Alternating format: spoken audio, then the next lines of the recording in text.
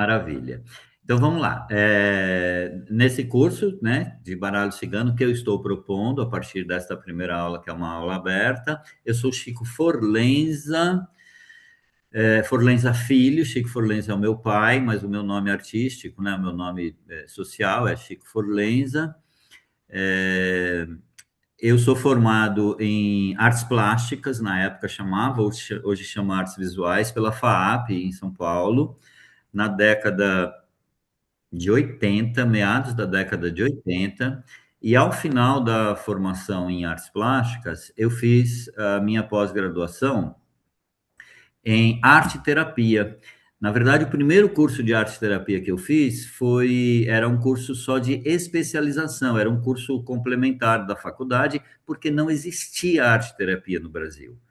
Só o que se falava, só o que se sabia de arte terapia era a terapia artística da antroposofia, que é Eu, outro eu caminho. fiz arte terapia no SEDS. Eu fiz no SEDES, aí é que eu vou chegar. Eu sou da primeira turma do SEDES. Eu sou da primeira turma Com a Selma Ciornai, com a Selma, Com a com a Val, você foi com. Olha que máximo, que encontro! aluno da Heloísa Fagali, que eram, né, são pessoas grandes São. aí que são as sementes mais prósperas dessa área. E eu fui, então eu fiz primeiro um curso com a Joia Eliezer na FAAP, era um curso de especialização, o curso mais curto, né, de arte e terapia. Fiquei apaixonado e eu trabalhava na época com essa psicopedagoga Heloísa Fagali, que era do SEDES, e a Heloísa me convidou então para fazer parte da primeira turma de arte terapia.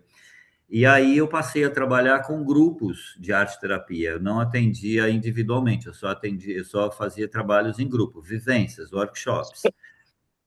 E trabalhei muito, muito, muito, muito mesmo. Montava grandes grupos e tal, porque era uma novidade, né? Era uma novidade. Era novidade o autoconhecimento, era novidade a arte-terapia. Eu estou falando da década de 80, quando a gente só tinha informações sobre qualquer coisa fora da caixinha, por exemplo, pela revista Planeta, né? Se você quisesse saber de espiritualidade ou de qualquer outra coisa nesse lugar, era pela revista Planeta. Não eram assuntos como a gente tem hoje, né? Aos milhões na internet, sobre os chakras, sobre os cristais, e tudo isso. Isso tudo era atribuído só aos místicos que liam a revista Planeta. Enfim, e aí eu trabalhei com arte e educação em escolas, né?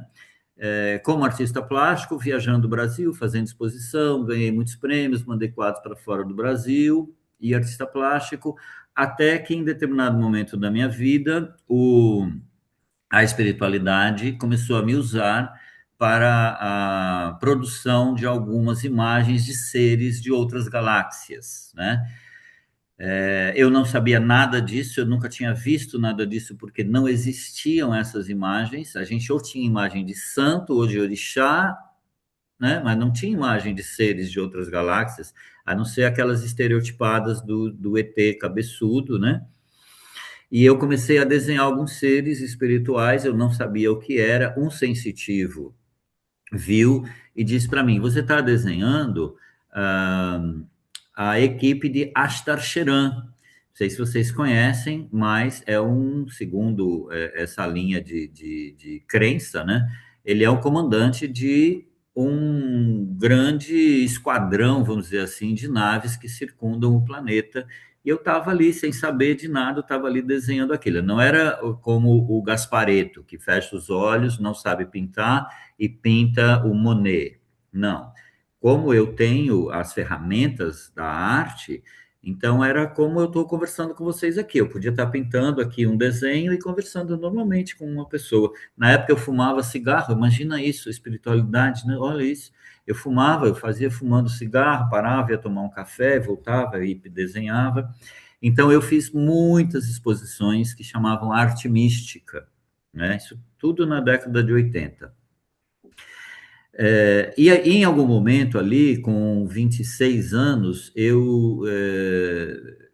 alguém jogou o baralho para mim, o tarô para mim, e eu fiquei fascinado pelas cartas e pela simbologia das cartas e decidi fazer um tarô, desenhar um tarô.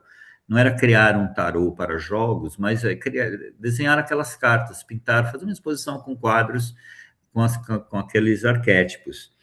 Só que para isso eu tinha que estudar. E aí eu fui procurar logo o Jung, né? Se é para a gente estudar, vamos procurar os mestres, né, gente? Aí eu fui procurar o Jung e fui ler tudo que o Jung fala sobre o tarô, sobre os arquétipos, o homem e seus símbolos, tudo aquilo. E aí eu caí de cabeça. Eu nunca fiz um curso de tarô, mas esse estudo me levou para começar a fazer atendimentos de tarô. Só ver aqui uma pessoa. É, Eu comecei a fazer atendimentos, não sei quem conhece em São Paulo, a Pax Universal. A Pax estava surgindo no final dos anos 80. Eu conheci a Pax, conheci a Carmen Balesteiro e comecei a atender tarô lá na Pax, né? Fazer atendimentos com consulta, hora marcada, era presencial, etc. E fiquei fazendo as minhas coisas. Eu dava as minhas aulas, fazia minhas exposições, pintava os meus quadros e jogava tarô na Pax. Eu, como bom cigano que sou, eu tenho uma vida que eu vou circulando com as minhas habilidades de um lugar para o outro. Eu já morei em muitos lugares no Brasil, e tenho diversas atividades que eu digo que os algoritmos não conseguem me conectar com as pessoas, porque ele fala, não, o Chico não dá para conectar, porque uma hora ele está fazendo teatro, uma hora está fazendo exposição de arte, outra hora ele está jogando baralho, outra hora ele está falando do duplo quântico, mas isso é problema do algoritmo, ele que se vire, porque esse sou eu, né? E eu não deixo os presentes que a vida me deu dentro de um baú enferrujando, eu uso todos, né? E aí eu parei de jogar tarô um tempo, por movimentos da vida, por situações que aconteceram, eu parei de jogar tarô um tempo. E aí, passado um certo tempo, eu tinha naquele tempo a crença de que você tem que ganhar o baralho. Vocês já ouviram isso? Tem gente que fala que você não pode comprar, você tem que ganhar. Aí eu liguei para minha irmã e falei: olha, eu quero voltar a jogar, eu estou sentindo esse chamado e eu quero voltar. Você me dá um tarô? Aí eu mandei o link para ela de uma Shopee da vida aí, uma dessas coisas online, e mandei o link para ela me mandar o tarô. Ela comprou, me mandou, chegou aqui na minha casa, o pacotinho, eu fui todo feliz, né? Olha, chegou meu tarô. Quando eu abri, quem era que estava entrando pelo meu portão adentro? Não era o tarô, era o baralho cigano, gente. Ela comprou, segundo a visão dela, enganada, né? Aí se imagina a minha surpresa, né? A hora que eu peguei o baralho, eu falei: olá, muito prazer, eu sou Chico Formença e você, vamos nos conhecer. E aí eu entrei num caminho de estudo do baralho. Eu falei: ok, se eu pedir para voltar a jogar e o baralho cigano chegou, vamos conhecer o baralho cigano. Então, isso foi há 3 anos atrás, né? Então, a partir daí, eu estou estudando, estou trabalhando, atendendo, né, da melhor maneira possível e continuo me aprofundando para poder levar toda essa mensagem que chegou no meu portão, né? Eu não pedi um baralho cigano, mas o baralho chegou e agora o meu cigano, né, chegou também a partir desse momento que eu estou contando para vocês, né, que para mim foi uma iniciação mesmo. Às vezes a gente tem que passar por um túnel mais escuro, né, para poder receber a luz. Então, esse é um resumo rápido da minha vida, né? São 66 anos, tem muita vida, mas fica para outros momentos. Bom, eu vou falar do curso, né, do baralho, o curso que vai começar amanhã é a primeira aula. Eu já tenho alguns alunos que já fizeram a aula aberta e marcamos para domingo, que é o melhor horário.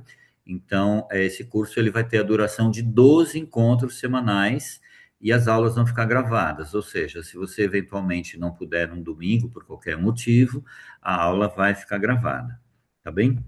Vamos seguir aqui. Vamos falar um pouquinho do baralho. O que é o baralho para mim? Como é que qual é a minha abordagem metodológica no curso de baralho cigano e no atendimento do baralho cigano? Baralho é um instrumento de autoconhecimento e de orientação, não é de adivinhação.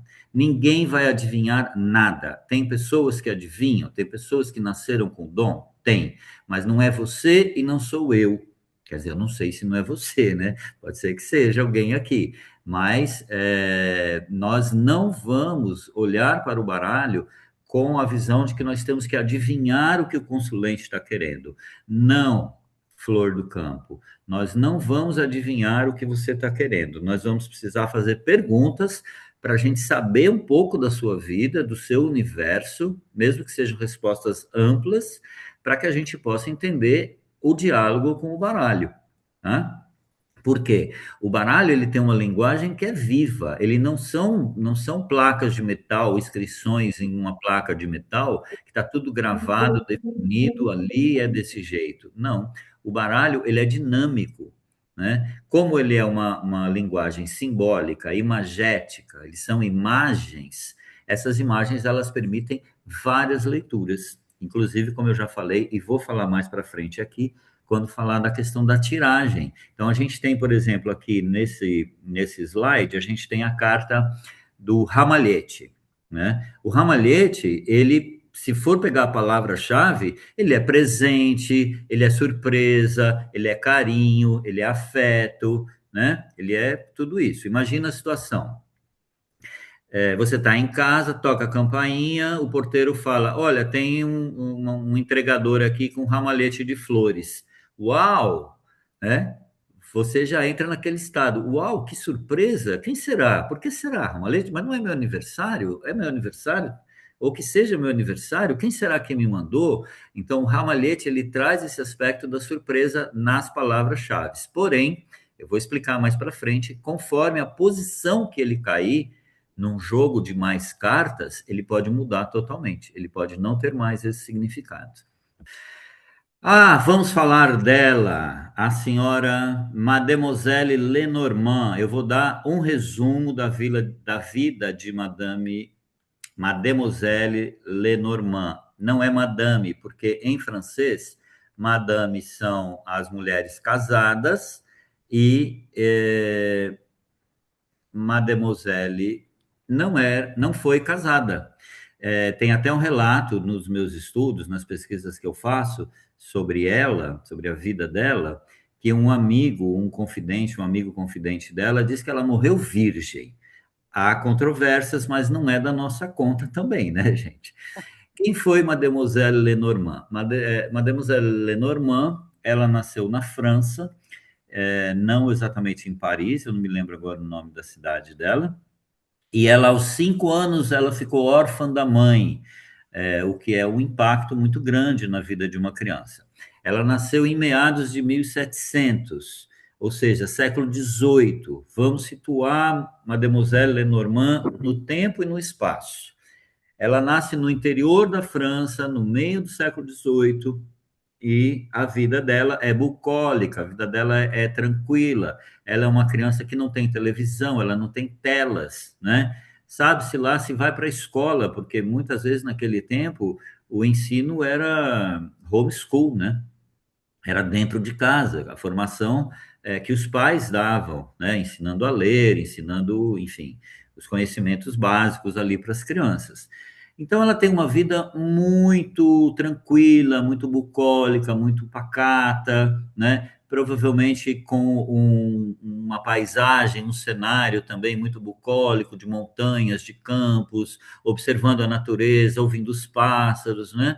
Muito diferente das crianças de hoje em dia, pelo menos das crianças da cidade, porque eu conheço crianças que moram na roça e têm outra relação, né, com a natureza, crescem de uma outra forma. E Lenormand, então, tem essa vida, perde a mãe, é um fato muito marcante, uma criança de 5 anos, né, de qualquer idade, na verdade, né, perder a mãe, quando a mãe é uma mãe querida, e ela fica muito abalada, e 1 ou 2 anos depois, o pai faleceu. E aí é um choque muito grande para ela, um trauma muito grande, né? Perder a mãe, em seguida o pai. Ela tem irmãos, mas ela é levada para uma escola religiosa, como era de costume, não tem quem cuidar, vai para a escola religiosa.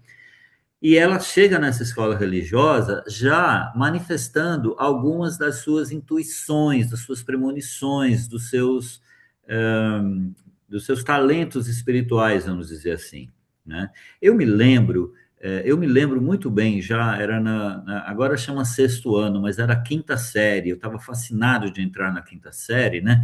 Com um olhar muito aberto assim para todas aquelas novidades, vários professores, né, agenda de horário, dias diferentes e aulas diferentes. Hoje as crianças já crescem com vários professores desde o ciclo básico ali, né, do Fundamental 1. Mas naquele tempo não, você tinha uma professora até o quarto ano, depois na quinta série você tinha vários professores. Aquilo para mim era fascinante. Eu, menino muito sensível, eu percebi que eu começava a adivinhar o que os professores iam falar. O professor estava construindo um raciocínio e eu já sabia o final do raciocínio. Só que eu pensava que todo mundo sabia. Eu pensava que isso era natural. Eu pensava que todas as crianças da classe tinham essa mesma telepatia. Depois eu constatei que não. Mas eu tinha essa telepatia e, vamos dizer, uma certa premonição, porque eu como que adivinhava o que o professor ia falar, né? E não, na época não desenvolvi, não falei com ninguém e tudo mais, depois que eu fui desenvolver essas habilidades. Mas Lenormand não. Lenormand era essa menina muito curiosa, então ela ficava brincando com as outras crianças sobre o que ia acontecer, sobre como as coisas iam ser, e aconteceu um fato que ela fez uma predição sobre uma professora, ou a própria diretora da escola, de que ela ia sofrer um acidente. Ela começou a espalhar essa notícia de que ela ia sofrer um acidente e realmente aconteceu. E não foi muito simples, né? Não foi exatamente muito grave, mas não foi muito simples.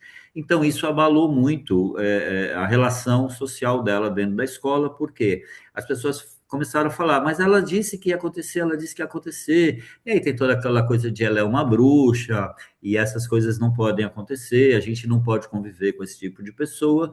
Ela foi expulsa da escola, ela já contava aí com 14, 13 para 14 anos, ela fica ali sem saber muito bem, né, o que estava acontecendo, o que vai fazer, e ela então vai para Paris, ela vai sozinha para Paris com 15 anos, que é natural, né? Ela vai para a capital, é onde tem oportunidade de trabalho, é onde tem a vida social, Paris, o centro, né, da Europa, né?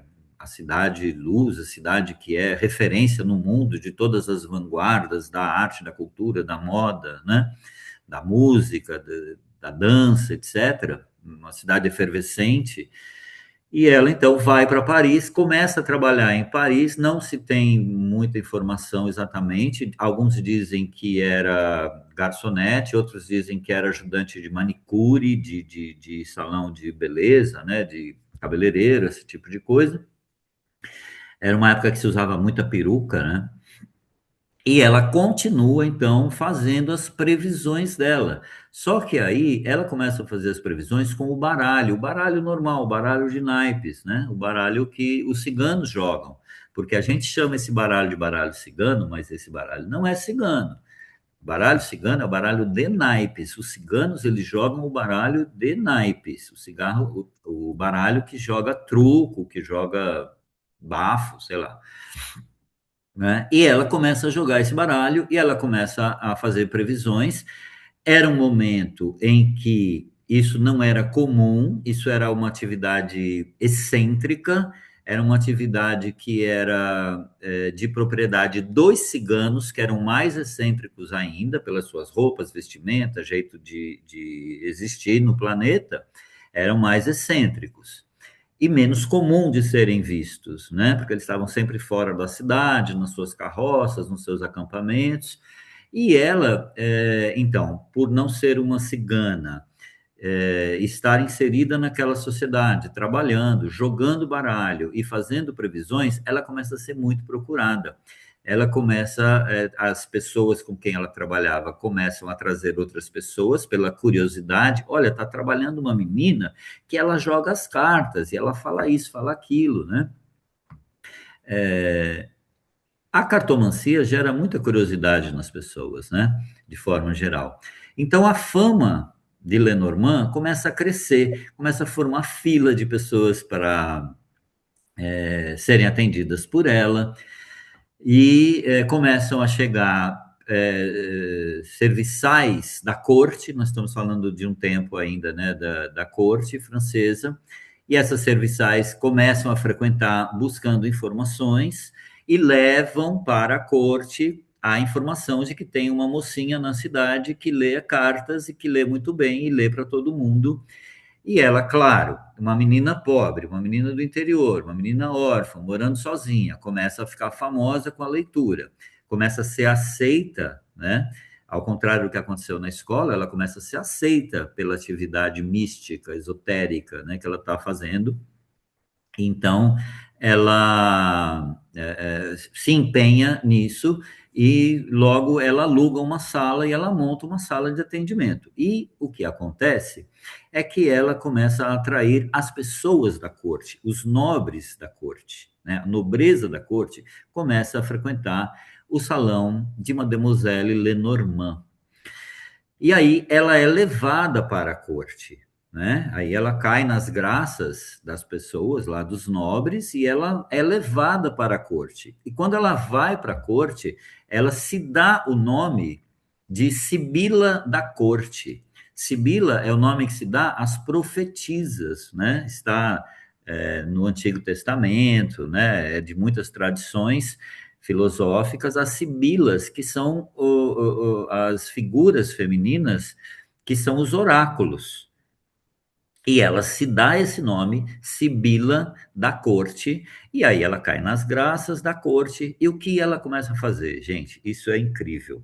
Ela começa a escrever livros, mas não livros sobre misticismo, sobre baralho, sobre leitura de carta, nada disso. Ela começa a escrever livros sobre ela. Vamos lembrar uma coisa.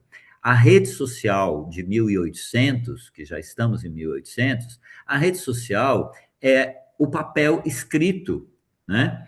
A impressão dos livros, dos livretes, dos jornais, dos folhetos, dos folhetins. É por aí que as pessoas abrem a sua mente para o que está acontecendo no mundo, né? Através desses papéis. E ela começa a escrever pequenos livretos, mas falando de quem?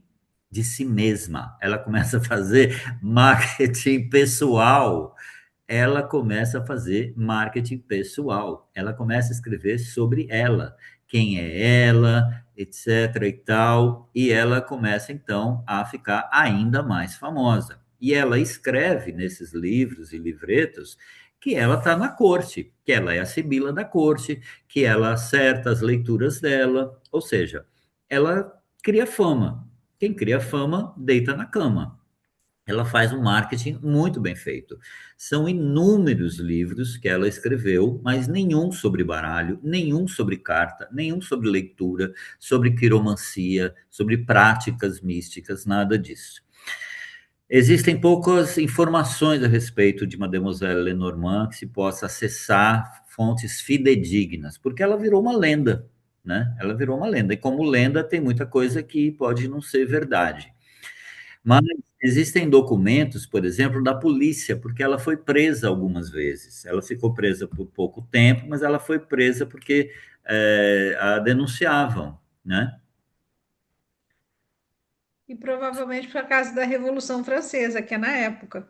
Exatamente, nós estamos na Revolução Francesa, as ideias do iluminismo, tem todo o movimento social, tem todo o movimento popular contra toda aquela questão da distância, né, da nobreza com a realidade do povo, uma miséria absurda, e ela está ali, ó, sendo a bonita da corte, né? Porque ela lê carta para todos os condes, condessas e marqueses e marquesas e todo mundo, e ela publica uma fake news, será? Ela publica que ela leu para Napoleão Bonaparte. Ó, ela vai logo pegar o quê? Uma celebridade, né? Ela vai pegar uma celebridade, a figura mais conhecida do planeta naquele momento, e ela conta que leu para ele e que acertou, né, muitas coisas do que ela leu. Ela leu para Josefine, né? E tudo isso é muito contestado, porque não há documentos, né? Não há, só há a rede social dela. Só está lá na rede social dela que ela fez isso, mas não há outras comprovações. Enfim, e aí ela segue com essa vida de luxo, sendo a maravilhosa Sibila da corte, ganhando muito dinheiro, publicando seus livros, e os livros, eles rodavam a Europa, né, gente? Porque quando o editor vê o sucesso do livro, ele leva para a Alemanha, leva para a Itália, leva para outros lugares, e ela, então, se torna um nome muito conhecido na Europa. Depois ela vai falecer com 70 e poucos anos, ela vai falecer, muito rica. Ela deixa parte da herança para o sobrinho dela. O sobrinho queimou a maioria das coisas dela. Ah, eu estava falando da polícia. Quando a polícia apreendia, existem relatos, boletins de ocorrência, dizendo que eles encontraram o que a gente poderia traduzir agora, não tenho o nome das peças, mas seria varinhas mágicas, bola de cristal, muitos baralhos, tarôs, né, tarôs italianos, que eram encontrados na casa dela, isso nos relatos da polícia.